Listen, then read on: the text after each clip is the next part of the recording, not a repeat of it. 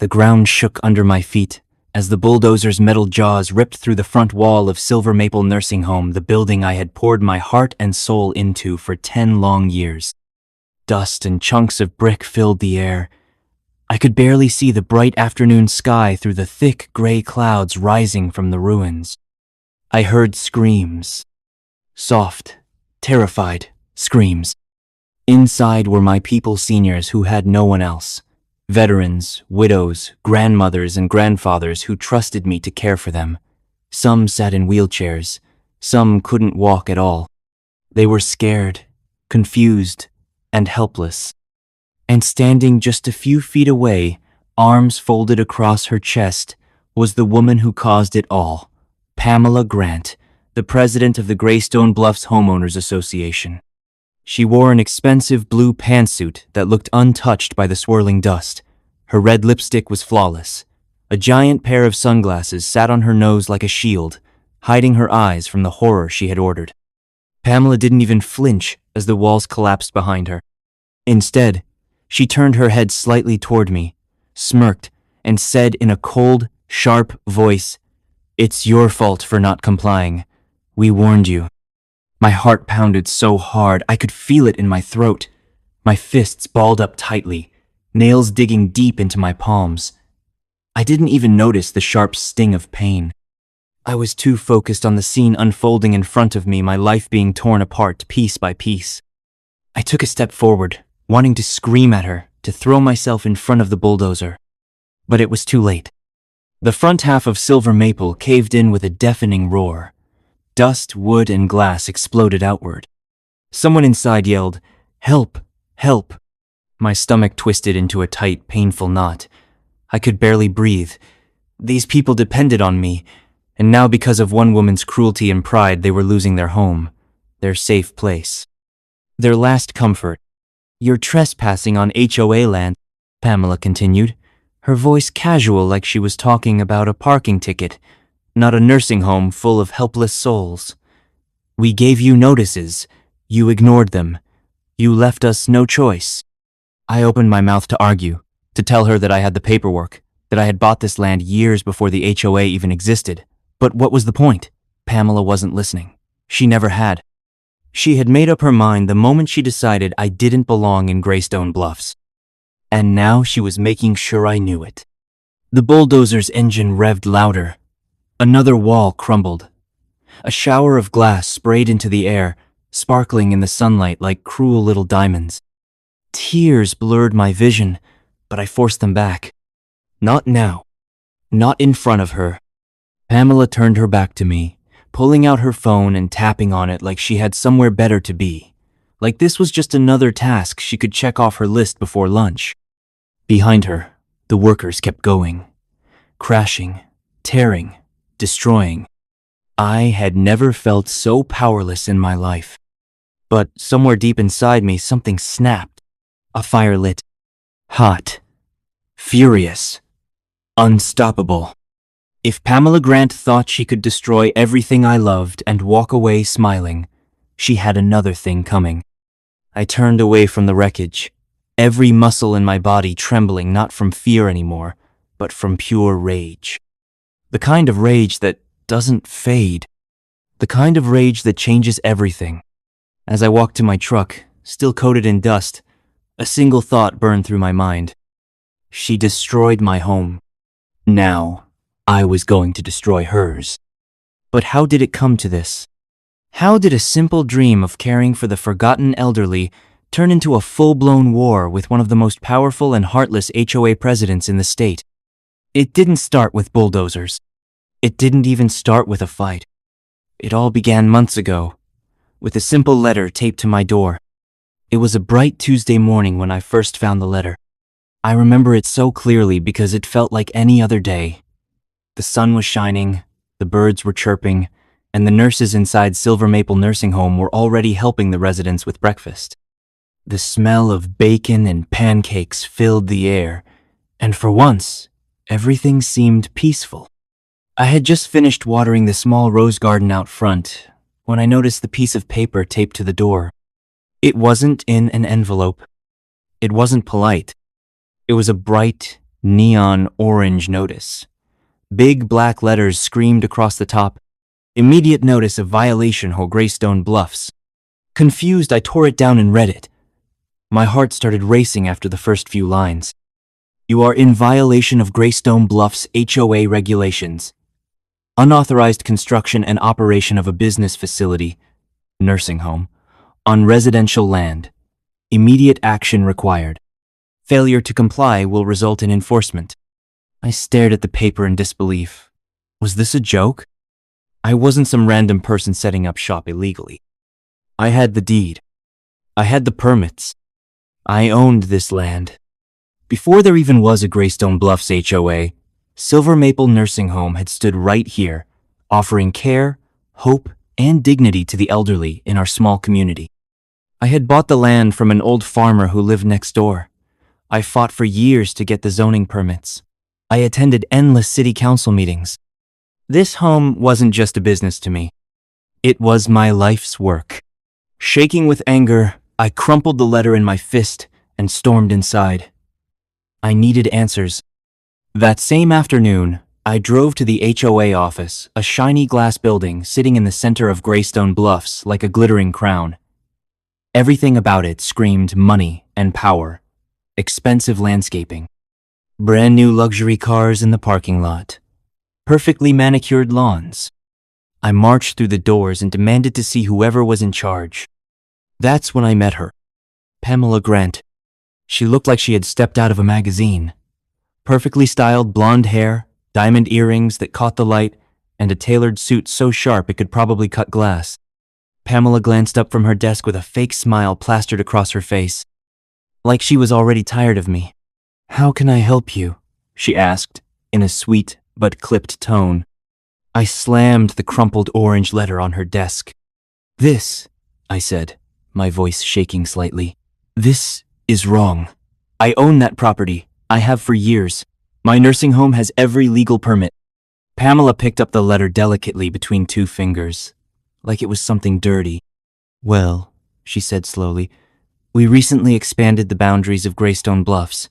Your property now falls under our jurisdiction, and our rules don't allow for commercial operations like that."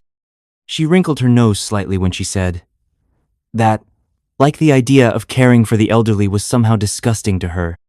I stared at her in disbelief. "You can't just decide that my land is yours," I said, trying to keep my voice steady. "You can't just erase years of work. Lives depend on Silver Maple." Pamela smiled wider, but it wasn't a friendly smile. It was the kind of smile you give someone right before you stab them in the back. "We can," she said simply. "And we will." I left that office shaking with rage. I couldn't believe it. But in the days that followed, it got worse. Every morning, new notices were taped to the door. Warnings, fines, threats. Some were for ridiculous things. A flower bed being too large, a wheelchair ramp being unsightly, even complaints about too many elderly visitors, making the neighborhood look bad. It became clear this wasn't about rules. It was personal. Pamela wanted Silver Maple gone. And she wasn't going to stop until she got her way. For weeks, I fought back. I hired lawyers. I attended HOA meetings where I was yelled at, mocked, and outvoted every time. I presented my deeds, my permits, my licenses. None of it mattered. Pamela controlled the board, and the board controlled the rules. And slowly, painfully, they turned the neighborhood against me too. Neighbors who used to wave now closed their blinds when they saw me. Anonymous complaints poured in daily. Noise disturbance. Traffic violations. Lowering property values. It didn't matter that my residents were kind and quiet. It didn't matter that we were helping people who had nowhere else to go. All that mattered to Pamela was winning. The final straw came 3 months later. One morning, just before sunrise, a line of heavy machinery rolled up the street toward Silver Maple. I stood frozen at the gate as bulldozers, wrecking balls, and work crews surrounded the property. And behind them, stepping out of a shiny black SUV, was Pamela. Holding a clipboard and a steaming cup of coffee like this was just another part of her morning routine. "You had your warnings," she said when she saw me. "This is your eviction notice, effective immediately." I tried to protest. I tried to show her the papers. But the workers didn't listen. Engines roared to life. Giant machines rumbled forward. And as the first bulldozer slammed into the front wall of Silver Maple Nursing Home, I knew. This was war. And I wasn't going to lose.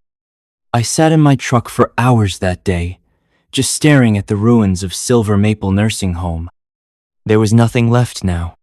The walls were flattened. The garden was crushed under heavy tire tracks. The rooms that once held laughter, stories, and quiet moments of care were now just piles of broken wood and shattered dreams. The residents had been hurriedly moved to temporary shelters, confused, frightened, and heartbroken. Many of them didn't understand what had happened. Some thought a tornado had hit. Others simply cried. I clenched the steering wheel so hard my knuckles turned white. I had tried to play by the rules. I had begged. I had fought legally. I had believed in fairness and justice. But Pamela Grant didn't care about right and wrong. She cared about power. And she had used it to crush me. I wasn't about to sit quietly and let her walk away. No. I was going to hit back. And I was going to make sure she felt it.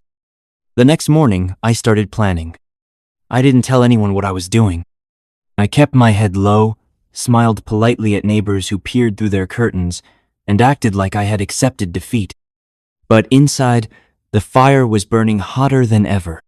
First, I went to the local hardware store and rented a bulldozer. A real beast of a machine. Bright yellow, heavy-duty, with a giant steel blade in the front. The kind of bulldozer that didn't just knock things over, it erased them. The old man renting it to me gave a low whistle. "You got a big job ahead?" he asked, squinting at me suspiciously. "You could say that," I said with a smile that probably didn't reach my eyes. Next, I scouted the HOA office. It wasn't hard. Their headquarters was right at the center of Greystone Bluffs, a big fancy building with glass walls, a shiny chrome logo on the front, and a parking lot full of luxury SUVs. And best of all, they had no idea what was coming. It was just after midnight when I made my move. The streets were quiet. The only sounds were the distant chirp of crickets and the soft hum of streetlights. I pulled the bulldozer up to the front gates and cut the engine. For a moment, I just sat there, heart pounding, staring at the building. I thought about Pamela's smug face as she watched my nursing home crumble. I thought about the elderly residents crying in makeshift shelters. I thought about everything I had lost. And then I fired up the engine. The roar of the bulldozer shattered the silence. I pushed the throttle forward. The giant machine surged ahead, crashing through the front gates like they were made of paper. Glass shattered. Metal twisted. Alarms screamed into the night. I didn't stop. I rammed the steel blade straight into the front wall of the HOA office. The glass cracked in spiderwebs before exploding inward. Papers flew into the air like a snowstorm. Desks toppled. Chairs smashed against the floor. It felt good. Really good. I backed up, swung the bulldozer around, and rammed the sidewall next. Another crash. Another satisfying shudder as the building's skeleton cracked under the pressure. Lights started flipping on in houses nearby. People stumbled out in robes and pajamas, staring in shock and horror. But I didn't care. They had sat quietly while Pamela destroyed my life. Let them watch now. Let them see what it felt like.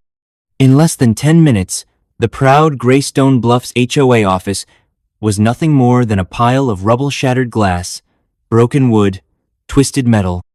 I climbed down from the bulldozer, breathing hard but smiling for the first time in months. But I wasn't done yet. No, not even close. I pulled out a spray can of bright red paint and walked toward what little remained of the front wall. On the last standing piece of glass, I wrote, "You bulldozed my home. I bulldozed yours." I dropped the can, turned on my heel, and walked calmly back to my truck. As I drove away into the night, Sirens wailed behind me, but I didn't feel fear. For the first time since this nightmare started, I felt alive. But deep down, I knew Pamela wouldn't take this lying down. And the war between us? It had just begun. The next morning, the news had already spread like wildfire. Small town in shock after HOA office bulldozed in night attack. Revenge or rebellion? Community divided after mysterious bulldozing. HOA President vows justice after midnight rampage. I sat in my kitchen, sipping coffee, watching the news anchors talk about me without even knowing it. Pamela's face flashed across the screen, her hair perfect as always, but her mouth tight with fury. "We will not be intimidated by violent criminals," she snapped into the camera. "We will pursue every legal option available. Justice will be served." I turned off the TV and chuckled bitterly. Justice? Where was justice when she bulldozed my nursing home? But even as I laughed, I knew it wasn't over. Pamela wasn't the type to lick her wounds quietly. She was already planning her next move. It didn't take long. That afternoon, 2 sheriff's deputies showed up at my door with serious faces and shiny badges. They handed me a thick stack of papers. Arrest warrant. Charges. Destruction of private property. Vandalism. Trespassing.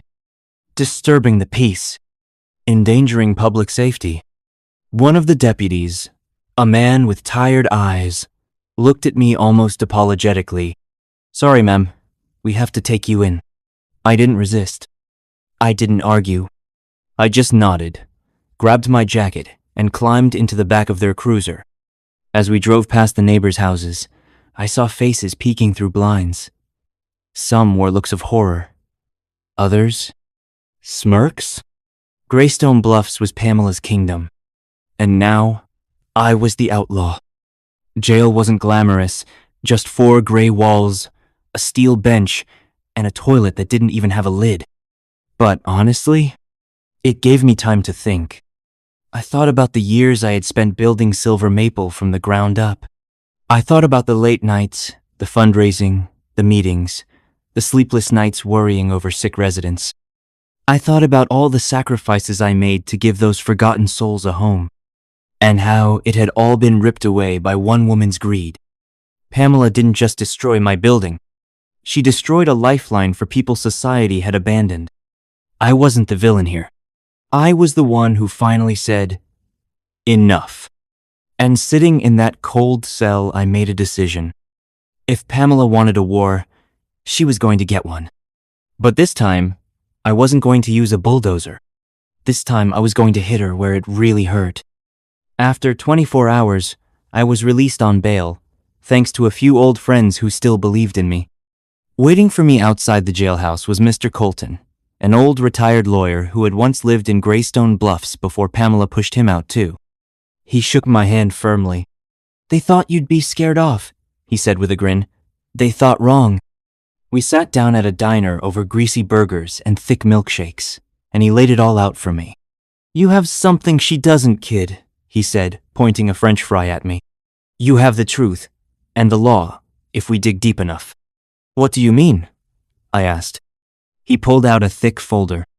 "This," he said, tapping the papers, "is the original zoning map of Greystone Bluffs before the HOA expansions. Guess what? Silver Maple Nursing Home wasn't included in their territory back then. Pamela illegally pushed the boundaries after the nursing home was built." My jaw dropped. "She had no legal right to claim your property," Colton continued, "and she sure as heck had no right to demolish it." My heart pounded with a mix of anger and hope. If we could prove this, if we could show the courts that Pamela destroyed my home without any real authority, she wouldn't just lose. She could lose everything. The HOA, her fancy job, her reputation, her money, maybe even her freedom. For the next 2 weeks, we worked like crazy. We gathered old records, city council minutes, land deeds, zoning maps. We found neighbors who had been forced out by Pamela's bullying tactics. We took statements from former HOA members who quit because they were sick of her corruption. Piece by piece, we built a case. A case so strong it could bring the entire Greystone Bluffs HOA crashing down. And Pamela? She had no idea what was coming, until the day we served her. It was a sunny Saturday morning. Pamela was hosting an HOA community brunch at the local park, a smug little event with croissants, fruit platters, and mimosas. She stood at the podium, giving a speech about community values and respect for the rules. That's when I stepped forward, holding a thick manila envelope. She spotted me and froze, her smile flickering for just a second. "Pamela Grant," I said loudly enough for everyone to hear. "You've been served." I handed her the lawsuit in front of the entire Greystone Bluffs community. Gasps filled the air. Pamela's hand trembled slightly as she took the envelope. I leaned in and whispered, just loud enough for her to hear. "This time, it's your walls that are about to crumble." She glared at me, red-faced, but I just smiled and walked away. The war wasn't over, but the battlefield had changed. And now, the law was on my side. The court date came faster than I expected. The courtroom was packed reporters, neighbors, ex-residents of Silver Maple, and even curious strangers who had heard about the bulldozer story and wanted to see how it ended. At the front sat Pamela Grant, dressed in an expensive gray suit and pearls, her lawyer whispering frantically in her ear. She didn't look so smug now. Her hands trembled as she flipped through her own papers. Her lips pressed together in a tight, angry line. For the first time, Pamela wasn't in control. I sat at the opposite table with Mr. Colton beside me, calm, collected, and completely prepared. The judge, a sharp-eyed woman named Judge Martinez, called the room to order. "Let's begin," she said firmly. Our side went first. Mr. Colton rose, his voice steady and commanding, and laid everything out. The original zoning laws showing Silver Maple was built legally. The city council meeting notes proving the HOA's expansion was done without proper approval. Testimonies from former board members who admitted Pamela had unofficially redrawn the neighborhood lines to take over my property. Financial records hinting that Pamela had plans to sell the nursing home land to luxury developers for a massive personal profit. Every time a new piece of evidence was shown, Pamela's face grew a shade paler. By the time Colton finished, there was no doubt. Pamela Grant didn't just overstep her authority. She had committed fraud, destruction of property, and abuse of power. And worse, she had used the HOA as her personal weapon. Pamela's lawyer tried to fight back. He argued that I had broken the law by bulldozing their office. He painted me as a violent, reckless individual who couldn't respect rules. But Mr. Colton didn't even flinch. He simply stood and asked one question. If the HOA's actions were illegal to begin with, can the victim truly be blamed for fighting back when no other options were left? The courtroom went silent. Even the judge leaned forward, her eyes sharp and thoughtful. When it was over, Judge Martinez took a deep breath and delivered her ruling. Pamela Grant was found guilty of fraud, illegal destruction of property, and gross abuse of power. The Greystone Bluffs HOA was ordered to pay massive damages to rebuild Silver Maple Nursing Home. Pamela personally faced fines, community service, and civil penalties. And the kicker? The judge ordered the dissolution of the entire Greystone Bluffs HOA, stripping Pamela of her power and destroying the empire she had built on bullying and greed. The courtroom erupted in gasps. Pamela sat frozen, as if someone had pulled the floor out from under her. I didn't say anything. I didn't gloat. I simply stood up, nodded respectfully to the judge, and walked out into the bright afternoon sunlight free. In the months that followed, everything changed. The community came together like never before. Without Pamela's iron fist, neighbors apologized. They volunteered to help rebuild Silver Maple. Donations poured in from around the state from people who had seen my story on the news and wanted to help. We rebuilt Silver Maple Nursing Home even bigger and better than before.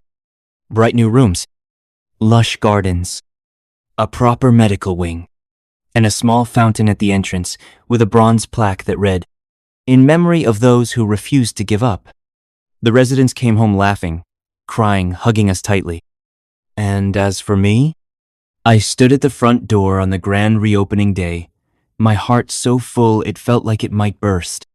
I looked around at the smiling faces, the flowers, the music, and thought, This is what winning looks like. I had lost a battle, but I had won the war. And as for Pamela Grant, last I heard, she had moved out of Greystone Bluffs too ashamed to show her face around town. Sometimes, justice doesn't come easy. Sometimes, you have to fight like hell for it. But when it finally arrives, it's sweeter than anything in the world. If you like this story, comment, share, and subscribe to our channel for more interesting stories.